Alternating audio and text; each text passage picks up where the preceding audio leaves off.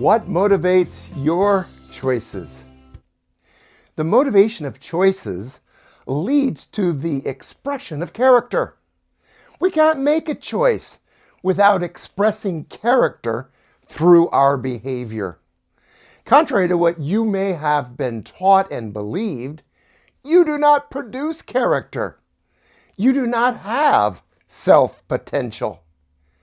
Humanistic thinking has influenced much of what we have thought and believed. What motivates you then to do what you do? Whose character are you expressing through the choices you make?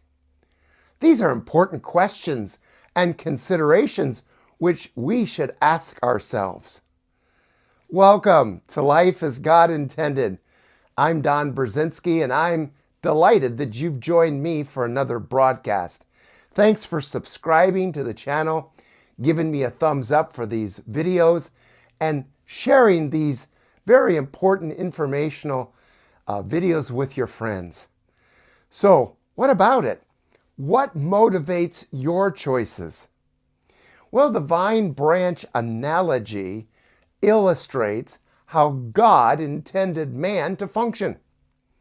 The Christian's functional design was to derive exclusively from God's character. Jesus said, "Apart from me, you can do nothing." John 15:5. But what did he mean? Does this mean that a Christian cannot do anything apart from Jesus? No. That is not what is suggested in Jesus' statement. We do not want to suggest that human beings do not have freedom of choice, because obviously we do. A Christian may choose to brush his teeth or to tie his shoe apart from being influenced by a spirit source. We do not want to impose upon the God-given human ability as choosing creatures to decide and determine to implement an action of our choice. As choosing people, we do make decisions, and our choices express character, which is manifested through our behavior. Whose character are you giving yourself to, and consequently expressing? It's important that we understand that man derives what he does from another, from a spirit source of God or Satan. Understanding that every choice we make is a derived choice stands in opposition to the humanistic premise that man has self-determination and self-sufficiency, that we are independent selves doing our own thing. Now, this is not to say that all of man's actions or choices are determined by God or Satan. In our freedom of choice, we do determine the choices we make. But every human choice is prompted by a motivation, and thus expresses character. Who's motivating you, and whose character are you expressing through your choices? Though many of us do not want to analyze our motivations and ask why, we choose to do what we do, there are nevertheless conscious or unconscious motivations behind every human choice of action that we make. This is what the Apostle Paul communicated in Romans chapter 6 and verse 16. When he said, "Do you not know that when you present yourself to someone, Let me say that again. Do you not know that when you present yourselves to someone as slaves for obedience, you are slaves of the one whom you obey, either of sin resulting in death or of obedience resulting in righteousness. So Paul is saying that your choices present you to someone, either God or Satan. As such, the choices that we make are prompted by motivation and express character.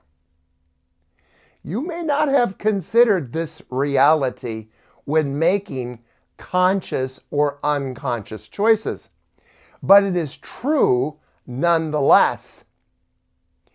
In every consideration you ponder, God and Satan are soliciting your thoughts simultaneously. Have you been aware of what motivates your choices? These motivations can be either selfish or unselfish. All motivations have spiritual source in either Satan or God, because within every action will be character expression from one spiritual source or the other. Either godliness or sinfulness, good or evil, righteousness or unrighteousness, love or selfishness. So when Jesus said, "Apart from me, you can do nothing," in John 15:5, he did not mean that man was incapable of making a choice, but rather that nothing of God's motivational prompting or divine character expression would be involved in that chosen action or behavioral expression unless the Christian is submitting to Christ's lordship. Think about that for a moment. There's no doubt that we make numerous decisions and choices every day. But the most important question is whose motivating character is within and behind the choices that we make. What Jesus was saying was that apart from him, apart from abiding in him and deriving God's character expression in the decisions that we make, we can do nothing from him. Apart from Jesus, you will not be making godly choices expressing God's character, but rather, by default, you will be influenced and motivated by Satan and expressing Satan's character. All of a sudden, choices become very personal because we realize we are participating with a spiritual personage, and the character of the person that we are giving ourselves to by the choices that we make. Wow. We could thus say all of our choices are relational because they are motivated by spiritual character of either God or Satan. You see, Satan wants to depersonalize our choices and have you to believe it's just your choice and no one is influencing you or motivating you to do what you do. That is plain humanism, the big lie. Life as God intended, purposefully participates with the indwelling presence of God's motivating character, choosing to allow for the outlived life of Jesus Christ in, as, and through the Christian to the glory of God. Thanks again for tuning into this broadcast. Please leave your comments in the comments section below. I love hearing from you. And as always, I appreciate you sharing these videos that others will begin to experience life as God intended.